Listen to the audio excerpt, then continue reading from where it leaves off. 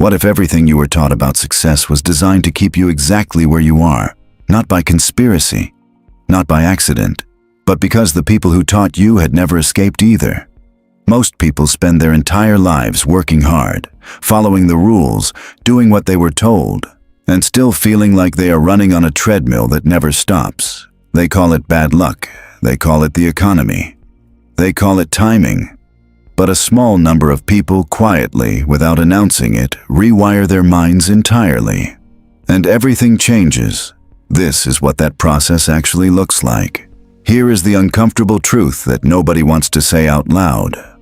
The majority of people are not poor because they lack talent. They are not stuck because they lack opportunity. They are stuck because of the invisible software running in the background of their minds, software they never chose, never questioned, and never updated. Think about this. By the time you were 7 years old, your core beliefs about money, success, and worthiness were already being written. Not by you, by your environment, by what you watched, what you heard at the dinner table, what happened when someone in your family tried to rise above the norm. And here is the problem. Most people go through their entire lives executing that childhood programming without ever realizing it exists. They think they are making free choices. They are not. They are running a script. The human brain is not designed for long-term thinking.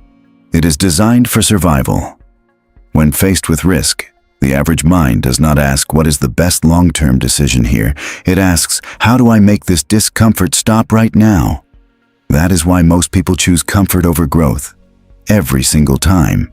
It is not weakness, it is biology. But biology is not destiny. Pause for a moment and look honestly at your own life. How many decisions have you made in the last year that were driven by fear rather than vision? How many times did you choose the familiar path because the unfamiliar one felt dangerous even when you knew somewhere deep inside that the unfamiliar path was the right one? This is the gap between knowing and doing, between vision and action. Most people live their entire lives inside that gap. Marcus Aurelius wrote something that sounds simple but contains a depth most people never fully absorb. He said, "You have power over your mind, not outside events. Realize this, and you will find strength." Notice he did not say you have power over your circumstances. He did not promise that things will go your way. He said the power is in the mind, only in the mind. This is not motivational language.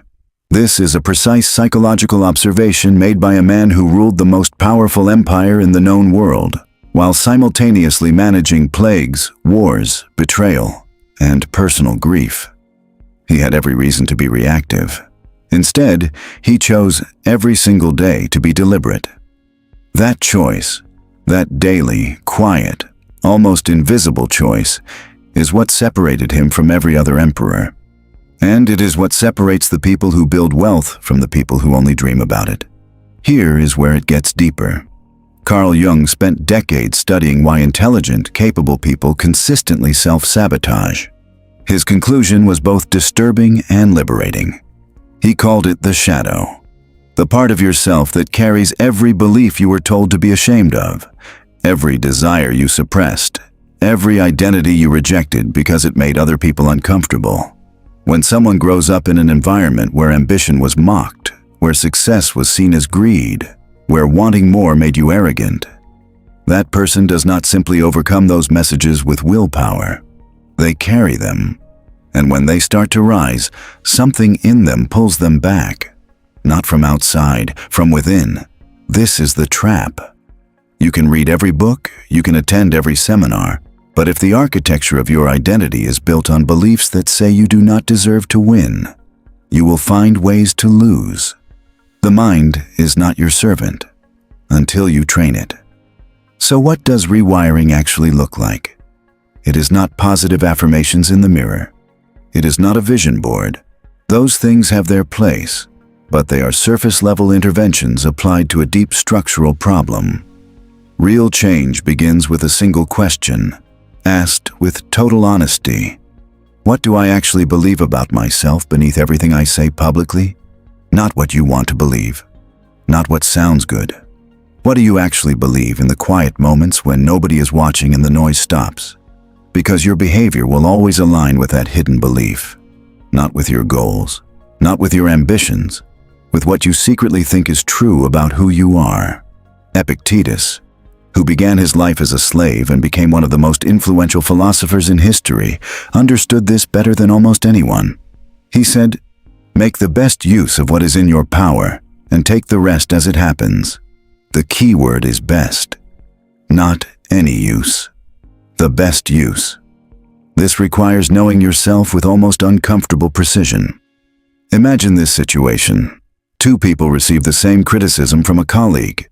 One person goes home, replays the conversation for 3 hours, feels humiliated, and quietly gives up on the project they were building. The other person listens, extracts whatever is useful, discards what is not, and continues. Same external event, completely different internal experience. Now scale that over 10 years. Multiply it by every moment of rejection, failure, competition, and setback. The person who processes and continues builds something extraordinary. The person who absorbs and collapses never finds out what they were capable of. This is not about emotional numbness. It is about emotional precision. Knowing which thoughts deserve your energy and which deserve to be released.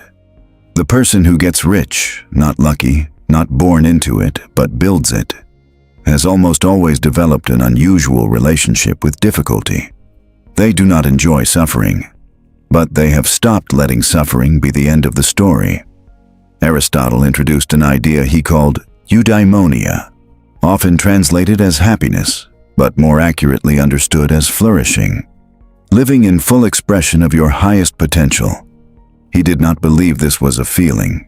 He believed it was a practice, a daily orientation toward excellence, not for recognition, not for applause, but because the pursuit of excellence is what a human being is designed for. Seneca, writing to his friend Lucilius, said something that belongs in every serious person's mind. He wrote, "It is not that I am brave. It is that I know what deserves to frighten me and what does not. That distinction changes everything. Most people are afraid of the wrong things. They are terrified of judgment, of failure, of looking foolish in front of people who will not matter to them in 5 years. And they are not nearly afraid enough of complacency, of the slow, quiet erosion that happens when you stop asking more of yourself." Socrates built his entire philosophy on a single pursuit: know thyself. Not as a poetic instruction, as a survival strategy. Because a person who does not understand their own mind will always be controlled by forces they cannot see. So here is the question this video is really asking. Not, do you want to be successful? Everyone wants that. The question is, have you examined what you actually believe about whether you deserve it? Have you sat with the uncomfortable possibility that some part of you is actively working against your own progress? Not because you are broken, but because that part of you learned, a long time ago, that staying small was safer. And the hardest question of all, are you willing to change not just your habits, but the identity underneath the habits? If this perspective is resonating with you, consider subscribing. These ideas go much deeper, and consistency matters in this kind of work. Here is what most people never see. The person who does this inner work, who genuinely rewires their relationship with fear, with identity, with belief, does not just make more money. They move through the world differently. Opportunities that were always present become visible.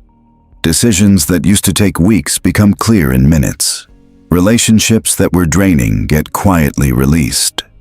Relationships that build something real begin to appear.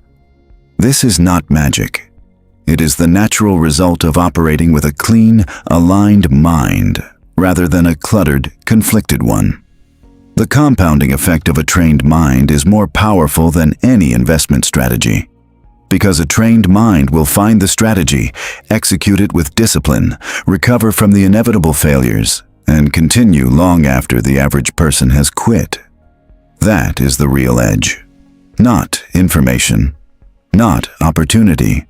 A mind that does not turn against itself when things get difficult. At the end of his life, Marcus Aurelius did not write about his victories. He wrote about the daily effort it required to remain clear, to remain just, to remain focused on what actually mattered. He wrote not for an audience.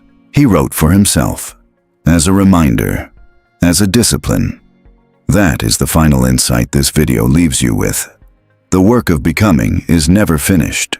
The rewiring is not a project with an end date.